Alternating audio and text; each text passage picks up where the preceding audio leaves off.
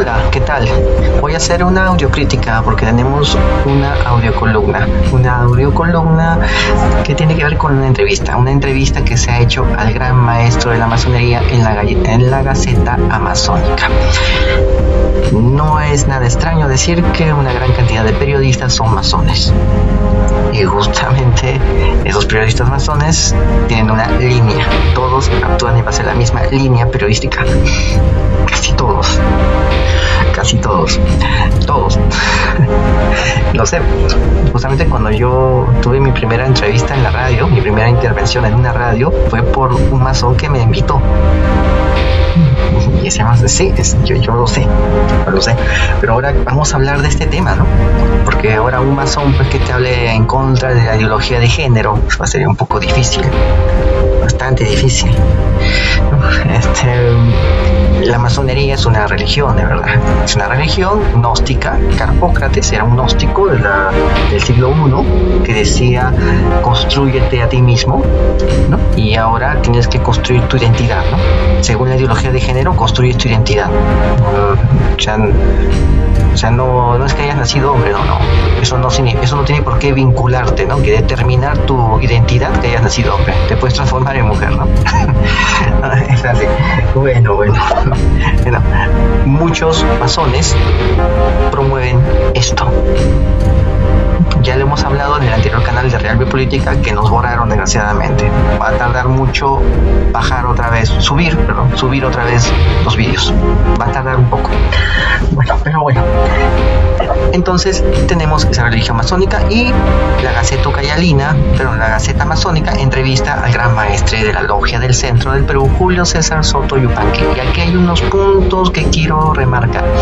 Las primeras preguntas son salidas de la Oficina de Prensa y Propaganda y de Imagen Institucional de la masonería. Te recomiendo que lo leas para que te enteres un poco, ¿no? Pero son cosas que los que ya estamos en este mundo de la investigación ya conocemos, ¿no? Pero hay un punto que me llama la atención. Es la pregunta siguiente: ¿es la masonería una religión? El maestre responde: la masonería no es una religión porque no tiene dogma, ya que se basa en la búsqueda de la verdad y para eso utiliza el raciocinio humano y el conocimiento. Sí es una religión. Desde que colocan 4 letras ahí, Gadu, gran arquitecto del universo, ya es una religión. ¿Ok? Es así. ¿Ya? Y sí, tienen una historia gnóstica. Un incognoscible que está en una cúspide de un Olimpo dimensional, tiene emisiones de eones y se crean otras entidades con poderes más abajo y esas tienen otras más y aparecen más abajo en otro nivel infradimensional. Al final, por cuestiones del destino, aparece solo en un nivel infradimensional el Gadu, el gran arquitecto del universo. Como está solo en esa dimensión y no conoce lo que hay en dimensiones superiores a él, no sabe que esas dimensiones existen, piensa que es un dios y comienza a crear el mundo y el universo. La materia, como la crea, como la conocemos, comienza a crearlo. Eso es una religión. Ese origen de ese Gadu, que de algún sitio vino, ese origen es un mito, una mitología. Y esa mitología enarbola una religión. Así que la masonería es una religión, sí la es. Sí, es una religión. Tiene un dios, un creador, un gran arquitecto del universo, tiene un creador. Tiene una historia que nos habla del origen de este creador y una historia que nos dice cómo este creador nos crea a nosotros. ¿Entiendes? Eso es una religión. Es así. Bueno, pero según el maestro no es una religión, ¿no? Bueno. Vamos a ver. ¿Cuál ha sido la participación de la masonería en el proceso de independencia del Perú? Esta parte te recomiendo que lo leas detalladamente porque lo voy a colgar y lo voy a poner también en audiolibro para que lo puedas entender en una audiocolumna que es la que sigue después de mi intervención. Estoy haciendo una crítica a esa interesante columna. Ahorita la termino. Nos dice lo siguiente, la intervención de la masonería en el proceso de independencia de nuestra patria ha sido bien importante, pero los libros no lo detallan.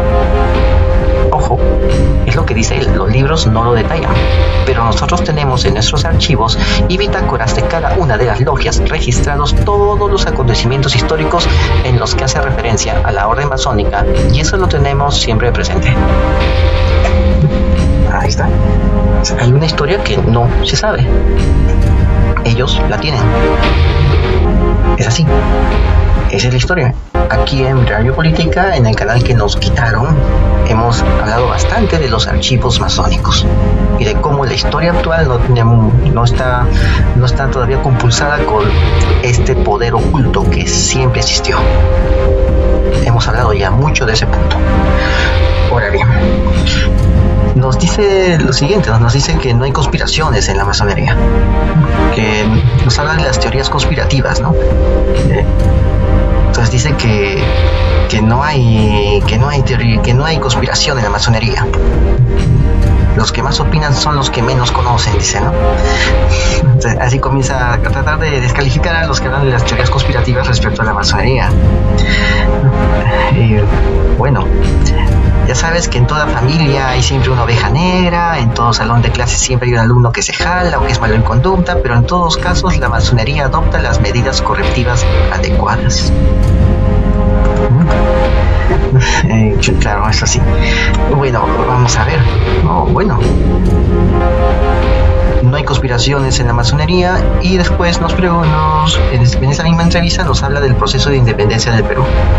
Nos dice que la masonería peruana inicia en 1790, apoyada por la monarquía inglesa, ya que Inglaterra auspicia los movimientos y revoluciones en Hispanoamérica, porque estaba en pugna con España.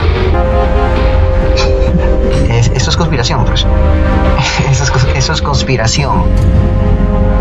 O sea, primero nos dice que no es una religión, pero tienen un gado, ¿no? Un gran arquitecto del universo. Después nos dicen que no hay conspiraciones, y después nos habla de que los ingleses los apoyaron, o los crearon, quién sabe, los crearon para menoscabar el poder en Hispanoamérica de la corona. Eso es conspiración, pues. Eso se llama conspirar. Así, se llama conspirar. Y nos habla de Francisco de Miranda, José de San Martín, Bolívar, Túpac Amaru, que se inició una logia en el centro de Lima, Juan Santos Atahualpa, mestizo de alta condición social, instruido en una iglesia en Europa, y los hermanos Katari en el sur peruano. También en Huánuco hubieron revoluciones dirigidas por masones. Así nos dice. Muy bien. Juan Santos Atahualpa usó la mistificación. Es lo que no nos dice, ¿no? Porque no hay espacio, no hay tiempo. Juan Santos Atahualpa usó un metarrelato, se creyó una especie de mesías con ciertos poderes sobrenaturales, y así logró que la gente lo siga. O sea, todo fue una patraña, una mentira. Creó una historia muy falsa para que la gente lo siga, ¿no? Es como que ahora pues te digan que hay un dictador llamado Merino y que ha vacado un contubernio de gente mala, ha vacado a Vizcarra, el presidente bueno, con sus defectos pero bueno, y lo han sustituido por el golpista Merino, ¿no? No, o sea, que te digan, te creen todo en la historia para que tú te la creas y actúes en base a esa historia que te han creado en la cabeza. Es algo así. Algo así hizo el masón Juan Santos Atahualpa, hicieron los masones hermanos Katari, hicieron varios de estos masones. Es así, algo así lo hicieron con una misma táctica, pero acomodado a su tiempo. Ya, bueno, eso es todo lo que quería hablar del punto de esta entrevista interesante, y quiero que lo escuches. Es la entrevista que sigue. Nos vemos hasta otra ocasión. Recuerda, la verdad está a la vista. Te dejo con el video, con la columna. Vas a escuchar la entrevista ahorita. Nos vemos, saludos.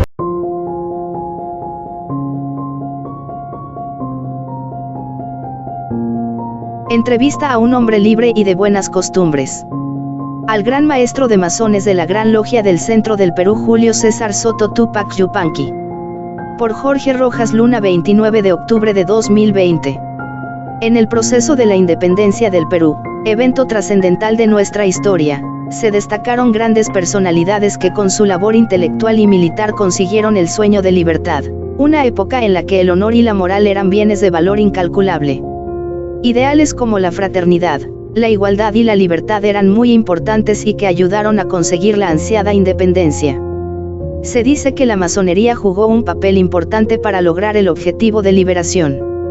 Pues en esta oportunidad obtuvimos una entrevista con el gran maestro de masones de la Gran Logia del Centro del Perú, don Julio César Soto Tupac Yupanqui, y nos dio a conocer datos muy interesantes sobre esa institución que, aunque ya no se define como secreta, sí lo hace como una organización discreta. ¿Qué es la francmasonería, maestro Soto? Es una asociación de hombres libres que se afilian y se juntan de manera voluntaria.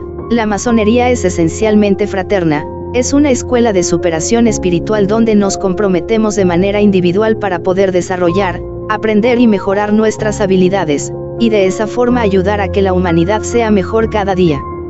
La palabra francmasonería es lo mismo que masonería. Sí, la palabra franc significa albañiles libres. Por los orígenes de la orden, antiguamente los primeros masones eran albañiles y eran constructores. A ellos se les debe la construcción de las grandes catedrales góticas que hasta hoy día asombran al mundo. ¿Qué profesa la masonería? Bueno, la masonería tiene 3 principios básicos: la libertad, la igualdad y la fraternidad. No hacemos distingo alguno entre hombres de distinta raza, condición social, económica, religión o nacionalidad. La orden es esencialmente fraterna, respetamos las leyes del país donde vivimos, amamos la paz, luchamos contra todo tipo de explotación del hombre y tenemos claro el concepto de justicia. Otro de nuestros principios es el de ejercer la beneficencia sin ostentación como imperativo de solidaridad social. En nuestros talleres propiciamos la educación de todos los hombres y de la sociedad, porque un pueblo culto es un pueblo que no se conforma con migajas y es un pueblo que se sabe defender. ¿Cuál es la diferencia entre la masonería especulativa y la operativa?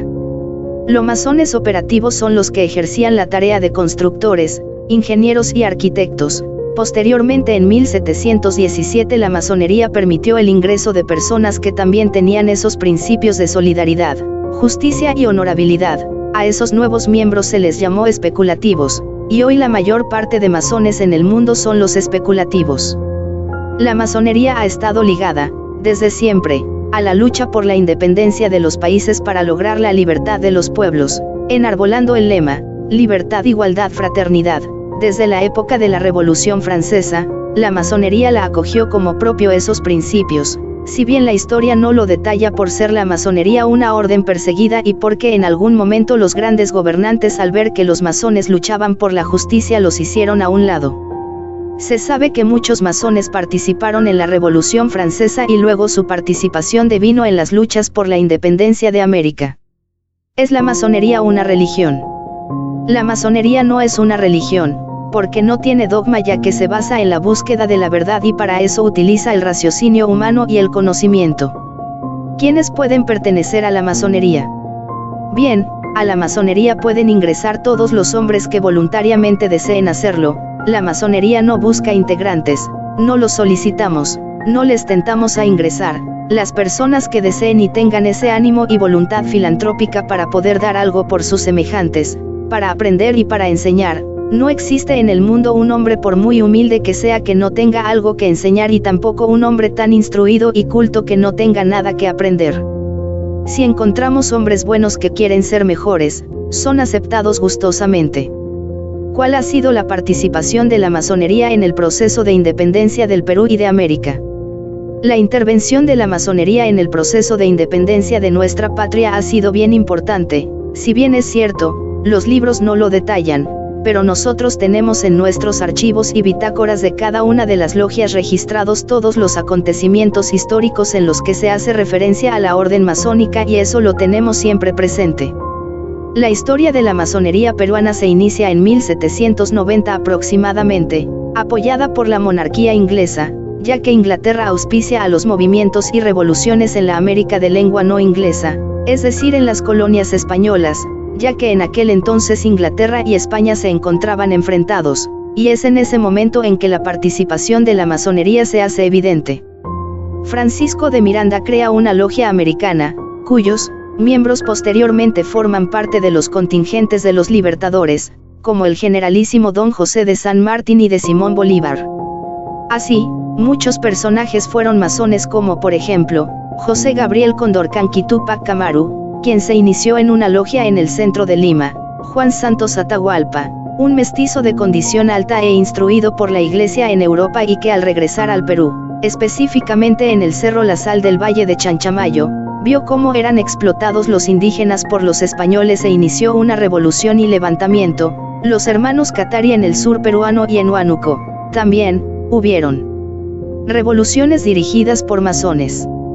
¿A qué se refieren los masones cuando hablan de logia? Logia le llamamos los masones a una agrupación de miembros, es también el lugar donde se juntan los miembros de la masonería de determinado lugar o ciudad para que en conjunto elijan un cuadro directivo y realicen sus estudios y obras filantrópicas, trabajando a favor de la sociedad y beneficio propio, en el sentido de que el estudio hace libre a los masones, les hace mejores personas, haciéndoles más fuertes para soportar cualquier adversidad de la vida. ¿Puede una mujer ser masón? En la Gran Logia del Centro, no, pero en el mundo existen dos corrientes masónicas con los mismos principios. Una de ellas es la llamada masonería liberal que sí permite damas en sus filas. ¿Qué nos puede decir de las teorías conspirativas que rodean a la masonería? Los que más opinan son los que menos conocen. Una persona no puede opinar sobre temas que desconoce y peor aún si es que nunca ha tenido accesos a esos temas. Casi todos los temas y opiniones que circulan en las redes dicen que los masones quieren dominar el mundo, y permítame decirle que es falso. Si bien es cierto, existen masones en las altas esferas y también masones que en algún momento hayan querido abusar de su posición o de su ubicación social, que podría haber pasado, ya sabes que en toda familia hay siempre una oveja negra y en todo salón de clase siempre hay un alumno que se jala o que es malo en conducta. Pero en esos casos la masonería adopta las medidas correctivas adecuadas. Los masones somos casi 8 millones en el mundo y probablemente haya muchos que no merezcan estar con nosotros, no sabemos el número exacto, pero como conforme los vamos detectando los vamos expulsando, nosotros no consentimos la presencia de masones que no tengan claro los conceptos de justicia, honradez y honorabilidad.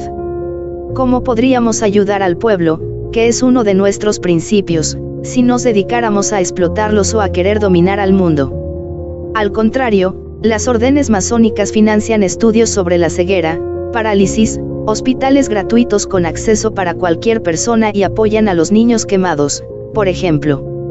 En este momento de pandemia, la orden está batallando con sus hermanos médicos, militares, bomberos, etc., siempre en beneficio de la sociedad. Nuestra lucha siempre ha sido en favor del pueblo. El trabajo masónico por convicción es un trabajo oculto, ya dice el antiguo refrán, que tu mano izquierda no se entere lo que hace la derecha. Nosotros los masones trabajamos de forma reservada y no secreta, el masón es un hombre reservado. Nuestro interés es nuestro perfeccionamiento espiritual y la ayuda de nuestros prójimos.